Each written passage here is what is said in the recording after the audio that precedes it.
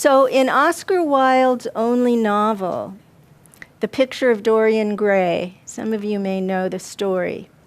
The central character, Dorian, is a vain, beautiful young man in 19th century England. And he sees a painting of himself that's really handsome and without a flaw. And he decides that he wants to remain that way, perfect and youthful forever. So he makes a pact with the devil. All signs of his degeneration, all evidence of his greed and cruelty would from then on appear on a painting rather than on his own face. And the painting gets hidden away in a closet, never to be seen by anyone. But from time to time, the young man's curiosity gnaws at him, and he cautiously pulls the picture out of the darkness and takes a quick glance, only to see the beautiful face growing more and more hideous. So, how is each of us like Dorian Gray? We seek to present a beautiful and innocent face to the world, a kind, courteous demeanor, a youthful, intelligent image. And so unknowingly, but inevitably, we push away those qualities that don't fit the image and that don't enhance our self-esteem and instead bring us shame. Somebody mentioned shame, and make us feel small. We shove into the dark cavern of the unconscious those feelings that make us uneasy. Hatred, rage, jealousy, greed, lust, competition, shame, and those behaviors that are deemed wrong by the culture. Addiction, laziness, aggression, dependency, thereby creating shadow content.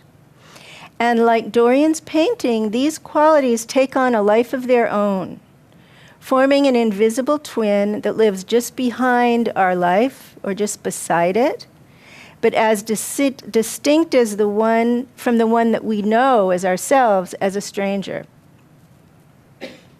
This stranger, Carl Jung called the shadow. And it is us, but it's not us. Hidden from our awareness, the shadow is not part of our conscious self-image, so it seems to appear or erupt very abruptly, very suddenly, out of nowhere, like an unwanted visitor, in a range of behaviors that shock us and tear holes in our masks.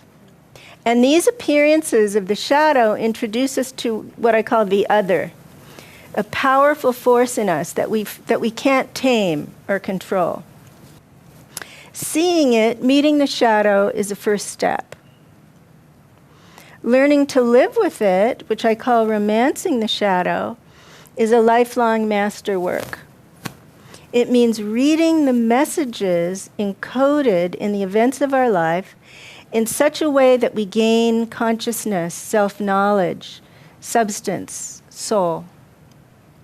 We gain a connection to our own depths beyond the personality, an inner world that's rich and soulful.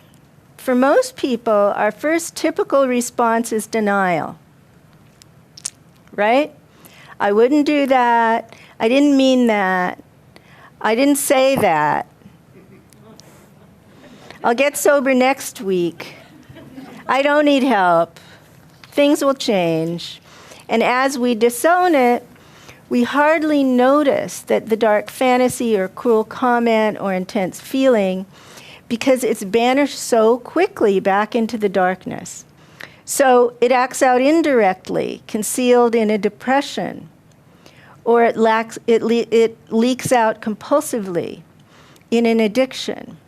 And so we need to learn shadow work in order to catch a glimpse of it and coax it out into awareness.